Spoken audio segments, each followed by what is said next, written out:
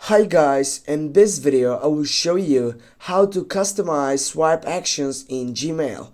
Firstly, you need to open up the application and then you need to go for the three dots on the left upper side. Now you're gonna find out all these different options in which you can go up right down and select settings. When you get up right there, you need to go for the first selection, which is general settings.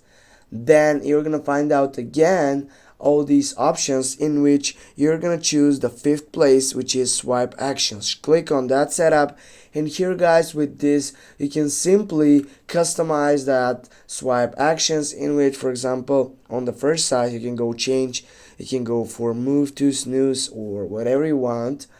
Then you can go, when you select it, you can select that second setup in which also you have these options, and then simply can get back and you can done it so easy. Thanks for watching. Don't forget to hit that like and share the video. See you soon guys.